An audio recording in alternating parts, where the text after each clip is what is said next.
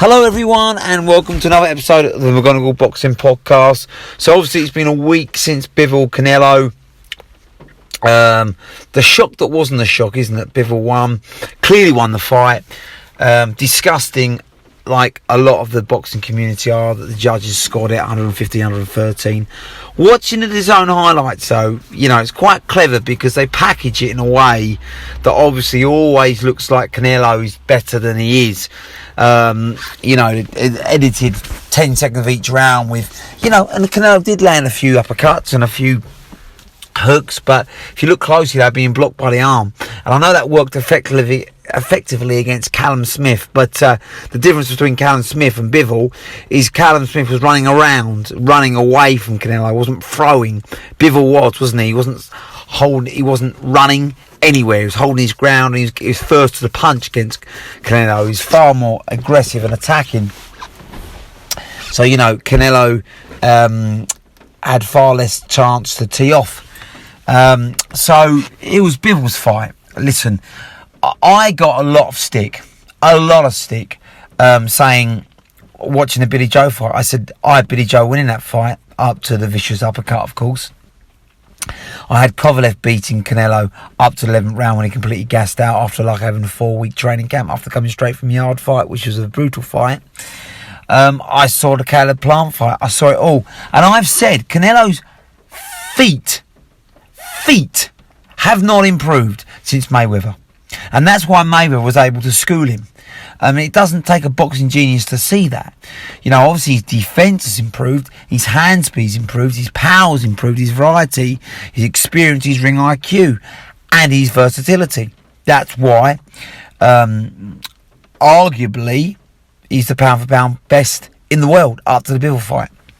So you can't take anything away from Canelo. You can't take away his multiple world titles. The fact that he's the number one draw in boxing, the fact that he's beaten multiple world champions, and he'll be a boxing Hall of Famer. No one's taking that from him, but what I'm saying is his feet. Eddie Renazo is a great trainer, but is complacency maybe set in now? Oscar Valdez got schooled by Stevenson, Canelo got schooled by Bivol. I don't know. You have to ask them that. But two slick boxers have schooled his fighters because the footwork gets neglected, as far as I'm concerned. It's ponderous, it's slow. Canelo cannot cut the ring off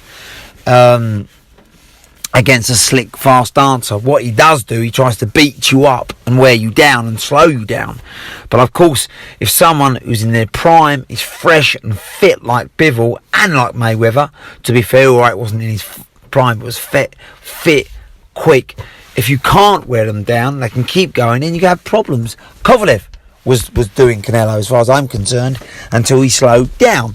So that's one thing that's always amazed me about Canelo. Why has he not worked on that for the last 5-6 years? Footwork. He's got the head defence. He's been working on that. You can see that in the Daniel Jacobs fight. It's almost like a meme, isn't it? Missing 7, 8, 9 punches altogether. But the footwork is the thing that really gets Canelo. And, another thing, he got backed up, didn't he? He got backed up and beat up by Bivol. He can get hit. We talk about the pound for pound greats like Pernell Whitaker, Floyd Mayweather. Even to some extent, Bernard Hopkins, a pound for pound great. These guys don't get hit like Canelo does. Canelo got battered by Bivol. I think there's a famous flurry. I mean, it was 7 or round 8.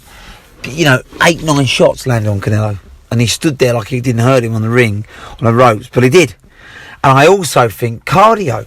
Now, I know Canelo's improved that at middle and super middleweight, but it was evident in the Triple G fight he gassed out. It was evident in the Mayweather fight he gassed out. It was evident in the Lara fight he gassed out. He's looked tired at times. That has been a question mark in his career, and it was evident against Bivol. Yes, I know moving up, putting on the extra stone is not going to help him in that, but he looked gassed out after about round 5, didn't he? And then Bivol, saw this and just piled on the misery. Another thing that surprised me is Canelo's jab. And I don't want to hate on the guy, but, you know, that's one thing that's always, I feel, been underutilised, especially for a pound-for-pound king like Canelo. He didn't use that at all, did he, against Bivol? He was trying to swing hooks, which Bivol saw coming. He blocked most of them. He even sort of started to read the uppercut. Where was the jab to allow Canelo to get closer? There was none.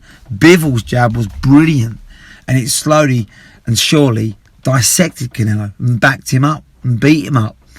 And then he'd get, you know, this is how you beat Canelo. You don't try and throw one punch, knockout punches. You do punches in bunches. You make him miss and then you make him pay. 1, 2, 3, 4. Get out again. 1, 2, 3, 4. Get out again. That's what Bivol did. That's what Mayweather did. Triple G punched him in bunches in the first fight. So, you know, the blueprint's there.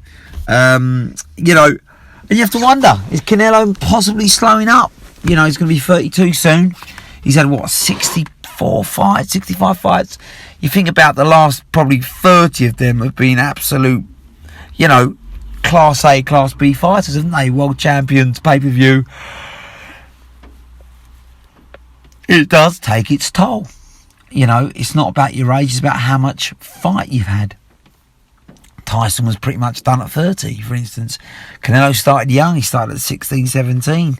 He's 15 years pro now, and he's fought everyone. Is he slowing up? Is he, you know, because I saw him being hit far more regularly. Obviously, his power at super middleweight didn't seem to budge. Bivol did it. Bivol didn't look buzzed once. I mean, he might tell you after the fight that, oh, my arm's hurting now, but he didn't look hurt, did he? He just shook it off. And I think Canelo soon realised that, Christ, I don't think I can hurt this guy. And he's quicker than me, he's timing me, he's got better jab, longer reach, he's backing me up. You know, and credit Canelo, it kept going, but listen, I had that 9-3. I don't know how the judges, all three judges, Dave Moretti again, Dave Moretti, has scored it 4-0 to Canelo after 4 rounds. And they all scored it 115, 113 to Bivol. So 7-5. And, you know, had Canelo won that last round, where, you know, clearly it was a Bivol round, they've scored it a draw. This is what's the problem.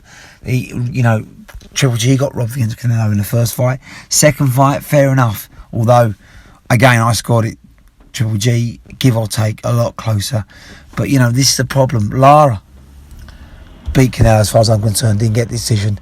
When you fight Canelo, you need to make it so one-sided to even get a round victory.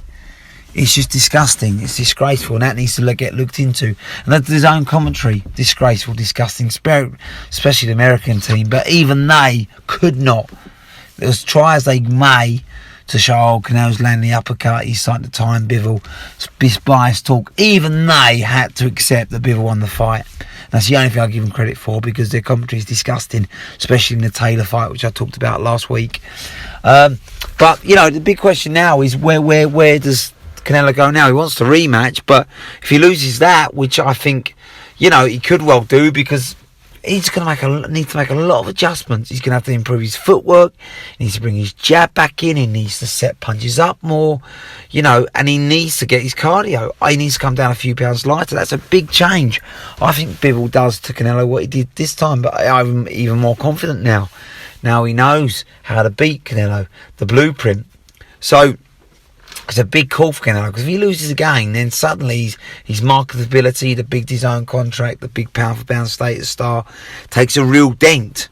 So, yes, he's still the undisputed middleweight champion, but, you know, he's got to think carefully here. Does he really want the rematch? I think Hearn said he's going after it.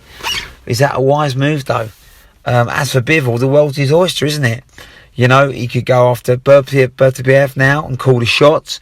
Ironically, be the A side, I believe, in that fight, even though Bertobiev holds more belts. I think I'd like to see him do that, but obviously I can't blame him for taking a Canelo rematch.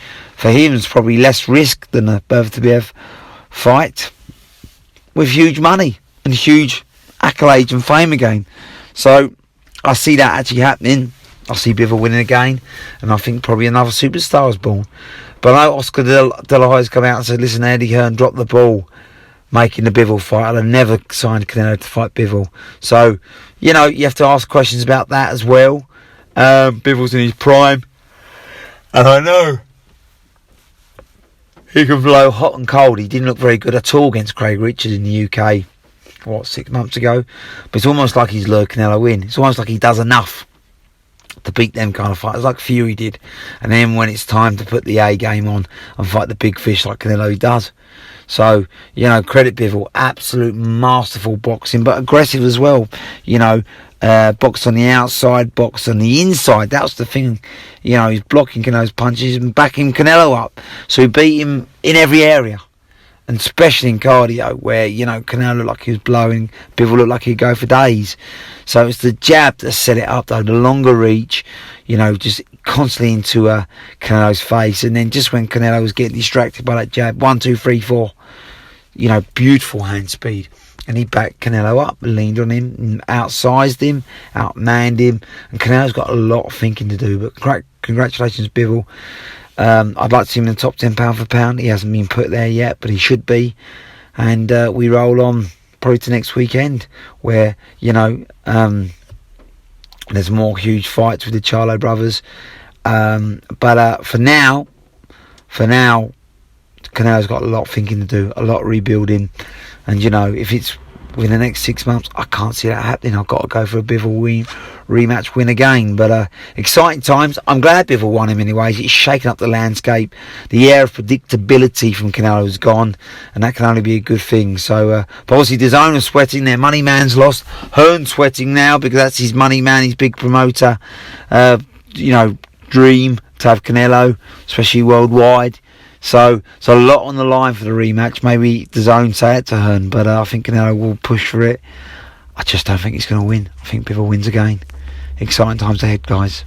Congratulations, Bivol. For me, a 9-3 win. Ignore the judges' scorecards. It was a clear, concise victory.